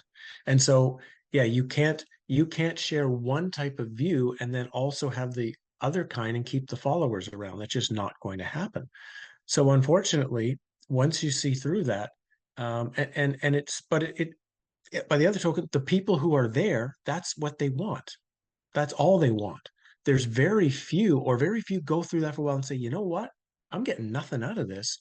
I really want truth and answers. So anyone who's going, like even on a journey like that you're walking, Danny, because like, you know, I haven't known you too much other than now when we had this conversation, but it's quite obvious, like you are looking for deep, true philosophical answers about the nature of your reality, the nature of your life. And I mean, that's rare. Right. It's rare that someone, and you have to go through so many different stages and go through so many different places of finally getting to a place. I'm not interested in feeling better, because if feeling better is my goal, then as soon as I feel better, I will stop. If my goal is I want an answer, I need to know what the hell's going on here, then even the carrot of feeling better is not good enough. Be like, that's great, but I'm moving on. And so when you see what's happened often to the guru, and many of the gurus, I don't want to say like they're fake or anything, like many of them really have had an experience, really have reached a place where they potentially can be quite peaceful. It's like getting to the middle of the eye of a hurricane. It's pretty peaceful. And you've had a tough journey to get there. The problem is life isn't meant to be lived in the middle of a hurricane, and that's what they've done. They've decided to, through denial to make sure they never leave. They just move with the hurricane, and they never realize it's time for me to leave the hurricane. It's like walking a labyrinth. Yeah, you walk a labyrinth to the center, and it's really, really hard. You pass the Minotaur and you pass all sorts of stuff, and the center point is really peaceful. But life is meant to be lived outside of the labyrinth, so you have to walk back out. And that means walking out is harder than walking back in. Most of the gurus I've now come to see, they don't want to leave the center point because they've just been like everyone else. They want to feel good. And now that they've learned to feel good, they've learned they can sell feeling good. Ooh, that becomes a pretty dangerous place to be. And so if those of you who are out there watching this, there's nothing wrong with needing to feel better. There's nothing wrong with recognizing, I mean, when you're in suffering and you're in pain, and whether bodily or mind, you're not functioning properly. Like that, let's be clear. I mean, if somebody's injured, if you've just, let's say, injured your shoulder, well, it makes sense to, can I find somebody that can help me feel better so my shoulder is not as painful, because then you have the energy and the focus to function. If you're eating poorly, for example, so your body's not getting the right nutrients, it's important to go, who can I find to help me eat properly so I can get the right diet for myself, so I can, hey, I'm having sex in particular ways. Maybe it's good for me, maybe it's not good for me. And all of these things are important. So I don't want to say to anyone like I'm discouraging needing to feel better or needing to improve yourself in the world. The key, though, is you're not doing it when you realize you're not doing it to feel better, you're doing it to gain excess energy that's having to go into the pain or the suffering or the illness. And now you can turn that available energy into your search for truth. Then it becomes unbelievably valuable. If you're doing Qigong or yoga just simply to feel better and feel more peaceful, that's great. That's all you're going to get. If you're doing Qigong or yoga as an understanding of, I'm going to get to the point where I'm going to learn energy control and energy storage in my body, so then I can take this extra power of energy and actually do something with it on a deeper path, now you're going to get somewhere. And so I'm just reminding people of that I'm not discouraging any of the work and some of the things even the gurus say. It's just they're taking you to like grade 3, but they're trying to tell you they're at university level. And once you begin to understand that, you can realize, what grade are you at now, and what grade do you want to get to know when it's time to be with someone and when it's time to leave them. Okay. The next question is segues nicely. You mentioned sex. In the past, since I come across suffering-based ethics, right, and then veganism and antinatalism, and then kind of, I mean, I don't know if you've heard the term ephilism, but that's a kind of a coined by a crazy YouTuber who I actually find quite entertaining and quite, I think he's quite truthful in a way. But ephilism is basically, in other words, since I've discovered that there is an actual, or the way I see it anyway, maybe I'm wrong, but that the problem is sentience. That sentience is a problem, because sentience means to me the capacity or the potentiality for suffering and pain, right? Since I've found that, I've also spoken a lot in my talks on the streets and with other people about sex and DNA. And it's funny, you mentioned the original sin is coming into existence. My interpretation of the story of Adam and Eve is that I haven't looked at it recently very carefully, so I probably should do that, but it doesn't matter, because it's kind of, it's just a way of sort of bringing into the subject. My understanding is that, supposedly, if the creator of the Bible, the story of the Bible, the creator of the Bible, created Adam and Eve, said that they shouldn't eat from the tree of knowledge of good and evil, knowing that they would, and then said, right, now that you have, I'm going to punish you. Well, what kind of crazy creator is that, right? So that's, for me, the beginning of, that's where one should start questioning the God of the Bible. For me, what I make that story mean, and I recognize it's myself making it mean something, is that they were told not to eat of the tree of knowledge of good and evil, and I make that what I make that mean, and eating the apple, yeah, to me is obviously not eating an apple. They were tempted into sex. I think that was about sex, right? Somehow that's got the snake and the apple and temptation. I think that to me, I make that mean that the whole sin, right, original sin, and the word sin in Hebrew means mistake, right? It doesn't mean doesn't mean bad. It just means a mistake, right? And the first mistake was falling for the scam of sex, right? And the mistake that the Bible talks about is that if it was talking about sex, then what I make it mean is that Adam and Eve was said, don't eat of the tree of knowledge of good and evil, which means don't have sex, because the sex will lead to the creation of a being who will have first-hand knowledge of good and evil, right? Which means that they're going to have knowledge of evil. Never mind that, yes, they're going to have good, but they're going to have knowledge of evil.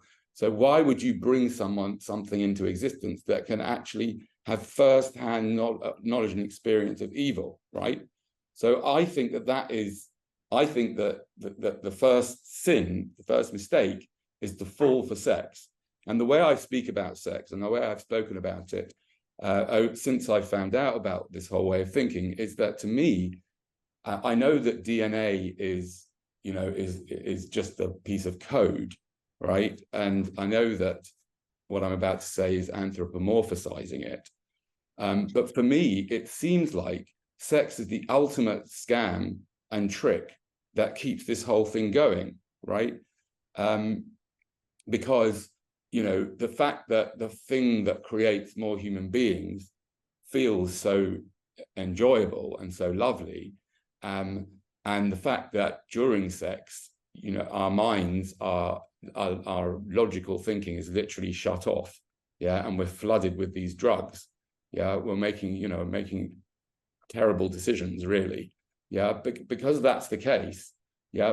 There are, I don't know how many of the I don't know how many people there would be in existence if you had to feel the pain of birth when you were having sex. Imagine if we had to feel the pain of birth.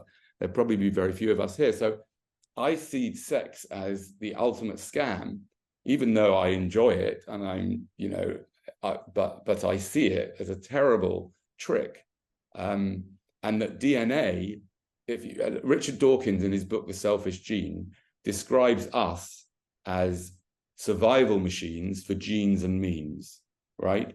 That we are being used by DNA itself for it to survive. We die, yeah, but it uses us for it to survive, passing on from one generation to the next generation, and on it goes. And it seems like it's a meaningless journey. It's the pointless thing. It's just it just does it because it can, and it's as if, I know I'm anthropomorphizing here, but it's as if it's this piece of like viral code that is driving so many of our choices, yeah, to reproduce and to go on, and so that this DNA can continue on its relentless journey of millions and millions of years, for no really good reason.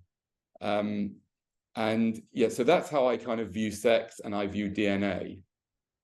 Well, your kind of take on it is slightly more esoteric. You speak about divine spark. I'm not exactly sure what you mean by that. You speak about Demiurge, which I can relate to if you think there is some kind of God. I often say, when people say, do you believe in God? I often say, but it's not about, I don't even know what the word means, but to me, it's much more important what people believe about this God rather than whether God exists, whatever that means. So what I'm saying is that my view on sex and DNA is that they are the problem. It's this kind of, yeah. So I just wanted to see what your thoughts are about what I've just said.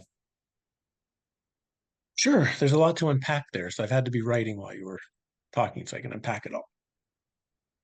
The first piece would be like a Gnostic would probably would almost for sure would say that the God of the Old Testament that's listed there and the God of the New Testament are two completely different creators. So that it's as long as somebody understands that you're dealing with two completely different things, you can actually understand what the books are talking about. So, they would say Demiurge is the Old Testament God, and the one in the New Testament is more of a, not always, but it's more of this original creator of whom the Demiurge, you might say, came out of. But even that's not totally correct. But I'm just kind of letting people already put that thought into their mind. A lot of what you're talking about there will link into some things that uh, the Korean monk I spent time with talked about. He talked a lot about sex and a lot about DNA. Those are two very important parts of things he was doing and things he was trying to share with us in our work. And we had, our time was it was like living with Yoda from Star Wars. That's pretty much what it was like. Like he was all knowing, but he was insane at the same time. And so it was always, you were always on edge by what might occur at any time when you're in that house with him. And what he told us about sex was, he said that he told us all stop having it, and which of course we didn't like. We didn't like hearing that, right? We wanted to hear the one where we would have more of it. But he told us, but no, not because it's bad. It's just because you don't know what you're doing. So because you don't know what you're doing, you're draining yourself energetically because you're doing it wrong. He said, once you learn how to do it properly, then it's like anything else. Like he would never say to somebody, don't eat. He would say, understand what eating is first, do an understanding of what that actually is, and then you could eat properly. So for him, it was just about, because you've never taken the time to learn what the sexual process is, so you shouldn't do it until you do that. And it took a long time to understand that he was making complete sense. And I've gone through periods of both sides. I've gone through periods where I went through celibacy. I took like a year where I was literally celibate in body and mind. I've gone through other years where I was the complete opposite of that. And I realized each have a different place in the journey. So I could never, I know a lot of this idea around that subject falls on one side or the other, right? You can't do it and you can't think about it, it's evil, or it's your way, you're going to screw yourself to God and you have to have as much as possible. And like everything, the truth is somewhere in the middle of that ground, and it's very unique to each individual. Like somebody who's maybe been really oversexed for a long time in their life, they should go and have some celibacy for at least a year or two and really allow themselves the time away from it. If somebody has been shamed away from it or guilted away from it, or are pulling a lot of really negative emotions around it, then that kind of person should probably walk into it for a while in order at least to remove these inner things. Because certainly I've noticed in the near death experience, those are huge emotions that these beings throw at us in our near death experience of our changeover point in the reincarnation, which is guilt, shame, and regret. And anytime we find those emotions lingering in ourself, we want to work really, really hard to clean those out of us. Guilt, shame, and regret. And then to live in such a way so that in our day-to-day moments, we're not building any more guilt, any more shame, and any more regret in our day-to-day activities. One of the things that Richard Rose, one of the teachers I really admired over the course of my life, when someone asked him, "Are you comfortable with the way you live?" And he said, well, I know exactly what I want to do, and I spend 100% of my time doing it, so I don't have any regrets. And just that was like that. That's just incredible. Like then he actually lives a life where everything he does is exactly what he wants to do, and he recognizes that that's what he wants to do in the moment, even if he might find out a year later, well, it wasn't the right thing to do, but he was fully clear in the moment that would. So he has no regret. Imagine like knowing that you're living a life with zero regret that you're taking with you. So already I'm just sharing some of those ideas. So yeah, when it comes then to the sex process, the process of it, it's yeah, I mean, like I say, the Adam and Eve story has many layers to it. And it can be, it's like a Zen koan, right? It's or one of those ink blot tests. Many different things can be seen in it depending on how you want to view it. Um, so it's again, I don't want to think that the sex process itself is evil. And I like the word that you called it, that sin is error. because that's a really good word to use. It's not evil, it's an error. And that's a really good way to understand it. And the error when it comes to sex, I think, is this, because there's this inner recognition of a split. There's an inner recognition of a split between one divine thing that's male, one divine thing that's female, and that's been somehow split in the movement into reality. And we've come to believe that if I have sex, if I have this sexual encounter with a person of another gender, that I'm going to heal this cosmic split. Now, you're healing an potentially inner split, or you're healing some things here, but it's not the cosmic split. I think that's the error. The error is we think we're doing something here and turning it into something cosmic, as opposed to, can we take the experience, like Mr. Park said, learn what you're doing with it, in order to then perhaps use it as part of an entire group of tools to heal this cosmic split of the original masculine and feminine, which gets healed over here, which then naturally heals the thing that's here. So it's all of it. It becomes like a shift of perception of how, again, we normally see it compared to the way we don't see it. The last part of the list here of the things you talked about was the whole idea of DNA. And when we asked Mr., because he did healing on us, really intense healing work, and we never, because he spoke mostly Korean, we had a very difficult time ever understanding what he was ever talking about. And when we asked him a lot of what the healing was about, and he used to eventually tell us, well, the healing of your body is not really what's important.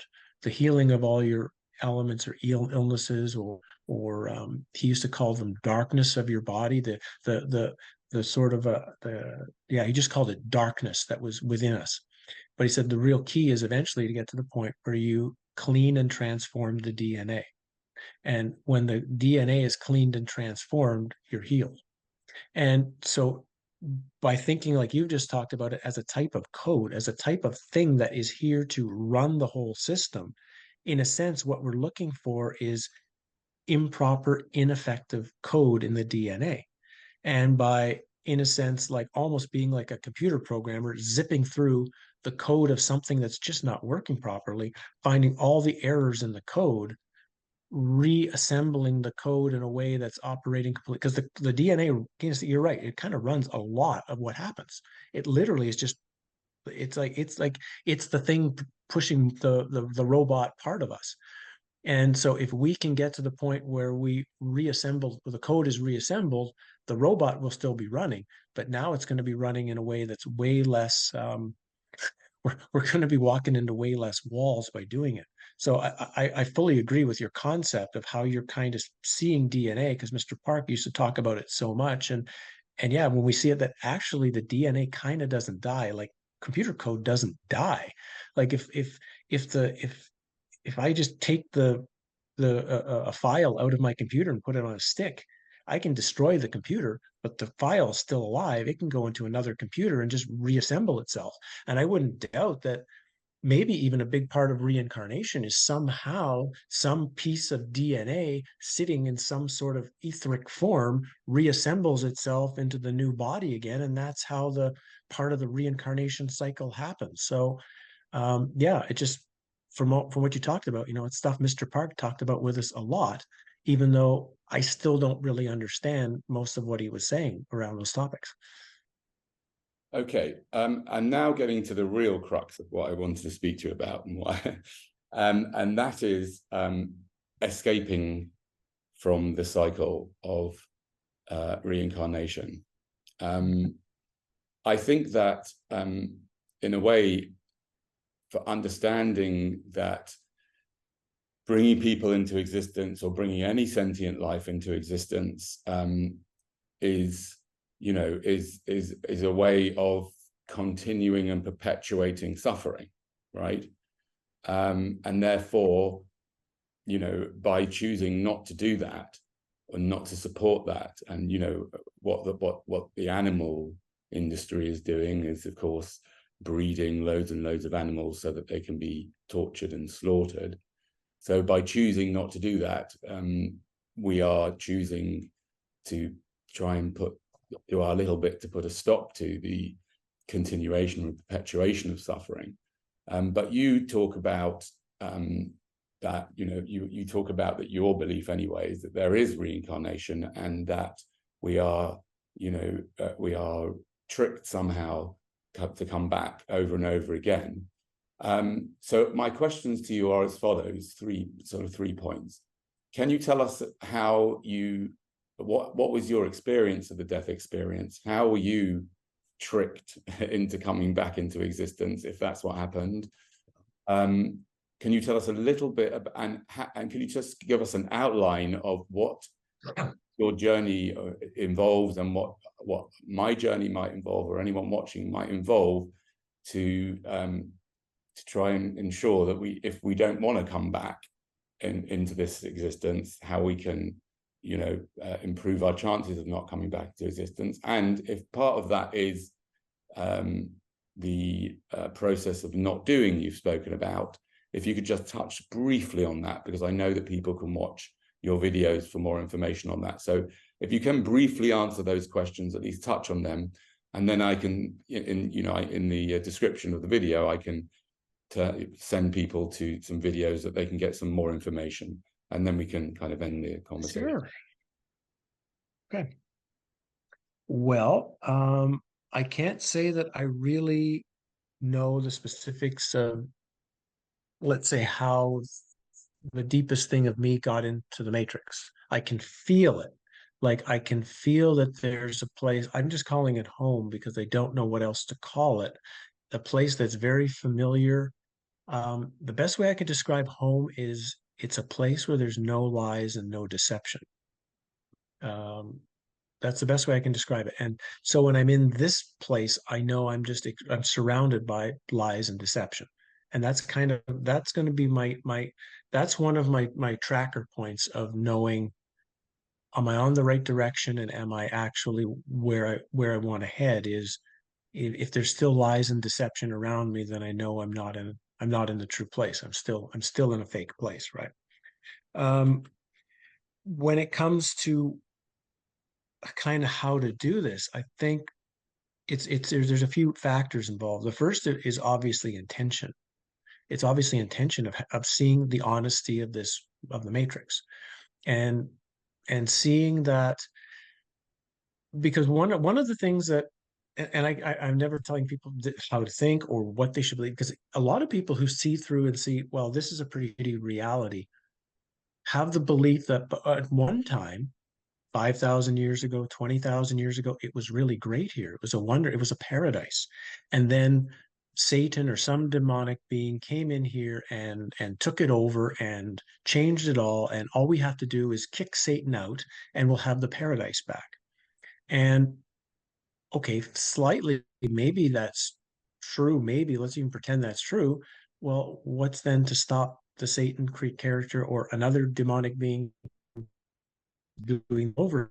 And to me, it would indicate that I'm not interested in being a place where that can even occur. The first, I think, is intention, that you're. Sorry, Howdie. Yeah. If you could just go back a little bit, because I lost you lost signal before. Oh. So you were saying, I'll probably just edit this bit out. You're just saying about what would stop the Satan coming back. If you just go back there, what would stop? Oh yeah. So the point was then, like, well, even if you got rid of this evil character that destroyed the paradise, what would stop another one from coming back and doing the whole thing again? So the idea that even if there was something great in the past doesn't indicate that would be anything that would be valuable in the future. They're talking about, well, some will say, well, we're in Kali Yuga now. We're in the worst of the worst, and soon we're going to be in the golden age again. We're going to be in a wonderful time. And that might also be true. There might really be a wheel, like it might be built into the system that you go through some nice periods and some worse and then some horrible. But again, what a screwy system.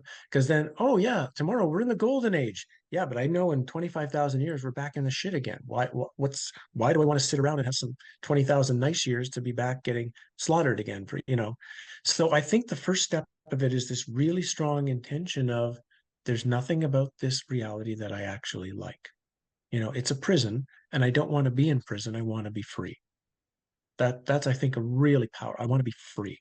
So I think we build that in the realm. Like some would say to me, well, if we hate the realm, why don't I just commit suicide and get out of here?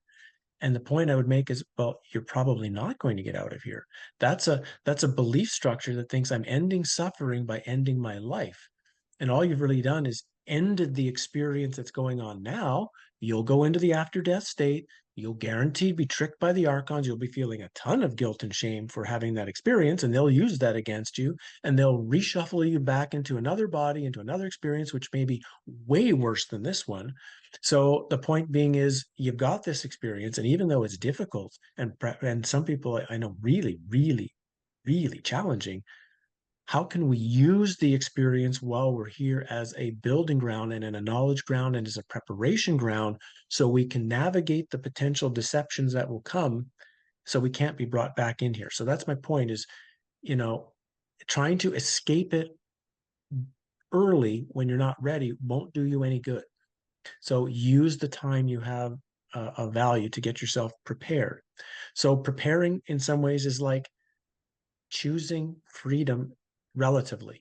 Back to the guru thing. If you're going to give up relative freedom here in a realm that doesn't exist, how the hell are you ever going to get ultimate freedom? It's impossible. You have to at least stand for relative freedom here, and the freedom of the fake choices of a fake being in a fake world. You've got to at least stand for this if you stand for true total freedom. That's why it seems like when people are just, we say, well, why won't you do this? Why won't you do that? Why? Because I'd be giving up my pathway to ultimate freedom. Even though I know it's not all that important here, it's a huge importance on, let's say, the power of my soul journey going forward. Another is to recognize just how powerful we are. It's something I haven't talked about yet. This divine spark thing within us is more powerful than the whole simulation. In the thing that you really are is more powerful than the simulation. It's more powerful than the demiurge. The demiurge is afraid of all of us. That is why all the thing is set up the way it is. The deceptions are as strong as they are. The pain and the tricks are because we are more powerful than the system. And a big way of beginning to work with that is actually starting to access what then truly is my own power. What then truly is this great inner thing that is truly me, and start allowing that to come out. That is another thing we're going to need access to, because in the after death state or these other realms, the stuff we're going to face is way worse than this. And if we can't learn to stand in some inner power here, we're not going to stand in the inner power there. So those are the first couple of things that come to mind. The next is preparing for deception. So as recognized, listen to a lot of near-death experiences. Please go through. Mark at Forever Conscious Research does a terrific job of digging through various people's near-death experiences and sharing his own viewpoint of, because most of the near-death experiences are presented as wonderful and loving and full of light, and there's Jesus and dead grandma, but always there's these nasty elements in them, and they gloss over them really, really quick. It's like they mention it, but it's just, and Mark said, wait a minute, that. Why aren't they focusing on this is important? Why? And so it's seeing that when the white light shows up and dead grandma and dead Jesus and whatever is there seeing you, highly likely those are demonic beings, scanning your mind and presenting a type of environment that will make you feel comfortable so that you'll trust them. And it's already seeing through that deception right away. So we're working our way back. How am I being deceived here? What am I being deceived with in history and science and religion and on TV and in movies and from my parents and from anything? Digging through the deceptions here will help us get ready for the deceptions there. Listening, even though the near-death experience might not be anything close to what we will actually experience, studying them helps us get ready for possibilities, helps us get ready for ideas. The next thing I think that's really important is practicing being comfortable in an awareness that's not it's not in a material body.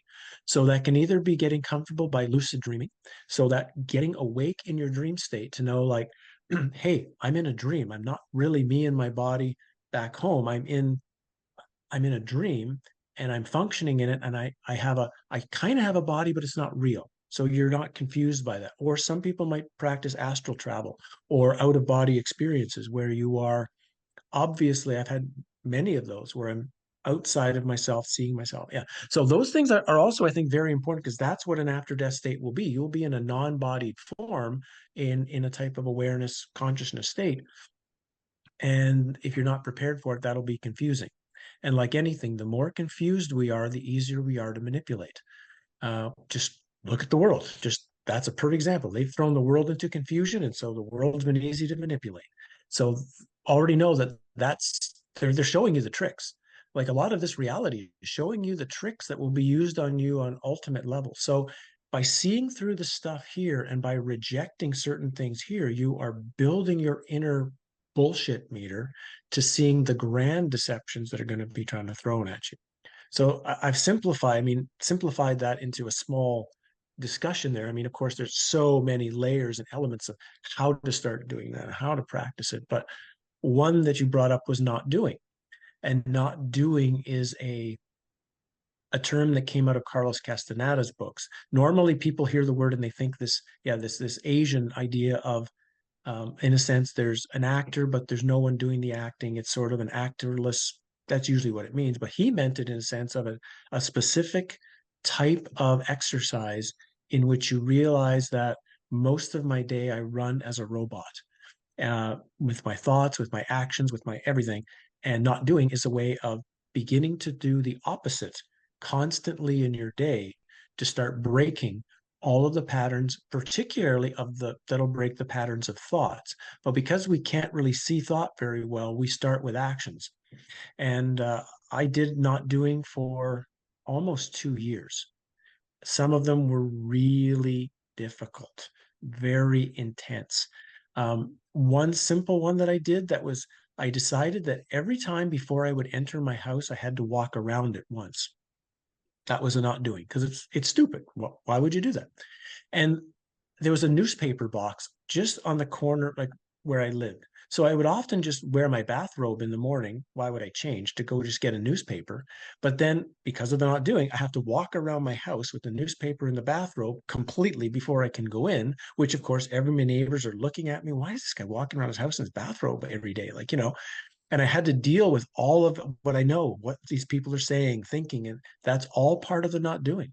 Breaking the patterns, from the simplest thing. Notice,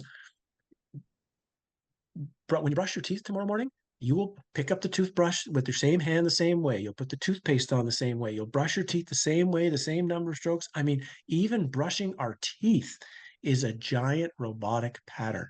Just hold the toothbrush in your other hand. Just put the other shoe on first. Little things, literally like that at the beginning, is enough to already make your mind uncomfortable. Eventually, you take the not doings into deeper and deeper things where literally you can start acting like a different person for a while.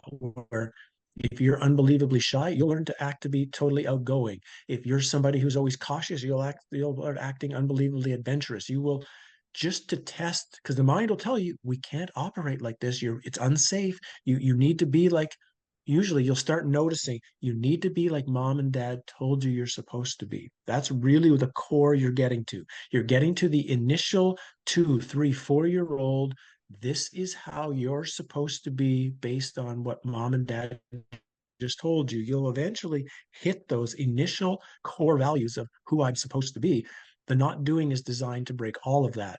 And when you do start breaking all of that, along with the practice of recapitulation, which is the life review, you begin breaking away everything you've ever kind of believed yourself to be, believed your life to be, and have acted in a certain way, and literally a freedom to start being however you feel like being in the moment begins to appear. And to me, that's also this great part of the eventually exiting the cave, exiting the matrix, which is to not be, to again be totally free in all of these moments, particularly after we transition out of this particular realm, so that we are free and clear to make really good decisions on what we're going to do on the other side. If there's only one recommendation I'll make to everybody, this is the recommendation I always make, and that is, when you hit the white light at the end of at your death experience, that's almost a 99% guarantee. The white light of some way is going to be there, something loving, something beautiful, something magnetic. Just stop. It's a very confusing place. We're not going to really know what's going on there. Just stop. take your time, explore that area, look around, get to know what's going on. If the white light is the most loving, wonderful thing in the world, it'll wait for you. It'll gladly give you 1,000 years to explore and then finally say, oh, great, welcome. You know, if you start noticing it's pressuring me, something's trying to force me to do something, it's like, then just get away from me and take some time, explore what's going on, and then make the decision you want to make. If it's, I think I'm going to go back and I think I'm going to experience another life, and then at least I really 100% chose that. I took the time to make the decision. That is not a place to feel pressured and rushed into anything. And so again, can you take it back into this realm? I'd like to try to say, use your life experience as a preparation. One of the greatest pieces of advice I ever got from one of my hockey coaches, I was a hockey player and a coach for a long time, is he got a call one day in junior, and we got a call for a trade. Somebody wanted to make a trade with one of our players, and he kind of wanted to trade him right away, but he just said, yeah, that's an interesting thing. Let me get back to you in an hour on that. And I was in the office and I said, like, well, you want to make the trade, right? He said, yeah, I do want to make the trade, but I just need an hour to really make sure and think about it, because you should never just instantly say yes to anything. Take your time, take some space, contemplate it, make sure that's the decision you want to make. Because once I make the trade, I can't undo it. So I'd rather take an hour and make sure after I've done it, that's what I wanted to do. So all of this little spiel, I've just kind of maybe give some ideas of that we don't have to do anything grand and vast and magnificent at the beginning to prepare a possible ending of being in the reincarnation cycle. It starts with some very small things, but those very small things are building our own belief and power in ourselves and our own our own realization of what we truly are and what we truly can be, and then we can get to bigger things after that. Okay, I am tempted to end it here, but I do have one little big question that sort of just remains. I just want a little bit more about this, Sure. and then we'll end it. And if we need to, we can always Sure. convene sometime. And that is, you spoke about the divine spark and that part of us is very powerful and more powerful than the demiurge. Can you just say a little more about that? Because that seems to me to be very, very important. And I think that, you know, that I think that can also be very misleading, because, you know, that's what a lot of the gurus say, you know, about and they missing out all the parts of the, you know, all the other parts that you've spoken about, the problematic. So what can you just say a little bit more about that? And maybe we can have another session. Yeah. Keep it brief. Sure. But what do that's you a totally mean by spark, and what fair do you question. mean by powerful? Yeah. It's so hard because it's not something I can like sit here and say I've had enough experiences in the other realms that I can give you complete detail of everything. I mean, I'm still on the pathway like everyone else, and I'm still working on deepening the understanding of all of this myself. This is a combination of what's coming out of some experiences, but a lot of what's in these ancient texts, and a lot of which I think in a way the gurus are touching on, but of course they tend to touch on it in such a way of they're presenting it that you're powerful. The reason being you can manifest your reality. It's usually turned for that purpose. It's like you are powerful. You can become a creator here. So you need to learn how to make the reality you want, which is basically just turning back to let's see how we can be really, really happy and have bigger boobs and have a bigger car and have a bigger bank account and whatever, right? That's usually how it goes. In a sense, I'm trying to point this to, guess, similar idea. You have this great power, so don't waste it on this reality. Don't waste it on trying to fix everything.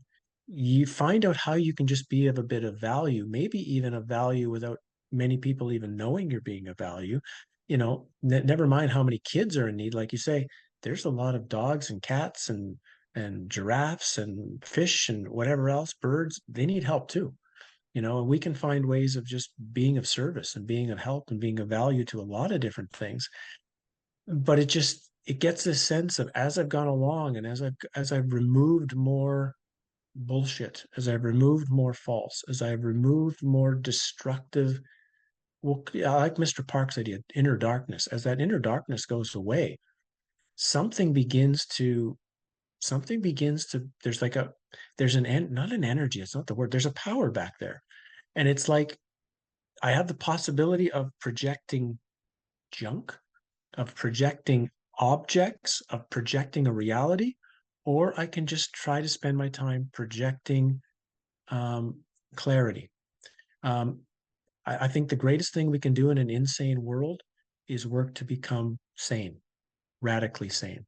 And then just our being in an insane world as a sane person is an unbelievable power and a gift to that reality. So I guess if I'm saying it, I mean, we can take it to bigger and bigger realms, bigger and bigger parts of what divine spark and power might be. But just from the step one, I think it's, don't take what I mean to say as I'm suggesting I want you to build some sort of wonderful prison world for yourself.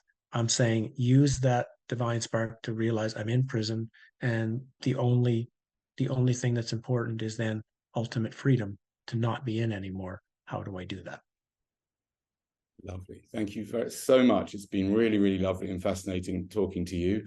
And maybe we'll talk again sometime. Is there any places you want to send people to if they want to find out more? Where should they go? I'll include it in the description, but if you want to, Yeah, sure. Yeah, I've just got a new website, but it's still accessed for now. It's like one of those redirect links through the old one. So it's the Egyptian-wisdom-revealed.com is the old name. Obviously I had to get a new website just because of the bad name, but it still works. Eventually it'll be like howdymickowski.com and it'll be a little easier to get over there. But that's there at least as a starting point. The YouTube channel is kind of sitting. I'm not posting much to YouTube anymore. I post maybe once a month, once every 2 months now. But there's still 300 videos or something on the YouTube channel. And I've got a locals channel that's running now. Howdy Mickowski and locals. That's kind of where I'm posting now because I'm wanting to build more of a community. There are people who have felt very alone about this idea. They've been told for so long about, it's all about being a wonderful world of being, it's all being happy, it's all getting this, it's getting your dreams fulfilled. And if that's not happening, it's your fault. But they're seeing, but the world is a really screwed up place. And so I tried to make the locals community a place where people who feel the same way about reality can talk to one another and share with one another and find out you live close to one another. You can go have coffee together so you don't feel alone. And so a lot of my time is going on that. Of course, I've got the books that are available. A great way, of course, of supporting an author is always picking up a book. You can find them on Amazon under my name. You don't have to buy them from Amazon. You can just get an overview from there, and then you can buy them anywhere you want if you're interested. That's the top of the topics we're discussing. That's Exit the Cave, Ending the Reincarnation Trap, and I'm working on the next one, which I'm planned to have out before Christmas. I've got another history book that's coming out next month first, and then I've got half of Exit the Cave, the new Exit the Cave, ready to go, and I just have to put some time together to do that. And that's where, yeah, you can go and get a bit more of me. And of course, there's the links to all the interviews I've done, and I just want to say this has been a really enjoyable interview. It's always probably like for you, first time I ever talked to somebody, you never really know what it's going to be like. You never know how the conversation's going to go, what kind of questions you get asked. And I just, this was a really great interview. I really enjoyed your preparation and your interest and your willingness to also share where you're seeing yourself in your own stuff. So yeah, I'd be more than happy to have another chat with you sometime in the future and see where we go. okay, great. Well, stay on the line because I just want to have a chat with you in a moment. But I'm going to stop the recording now and have a great day, evening, whatever it is, everybody, and see you again soon.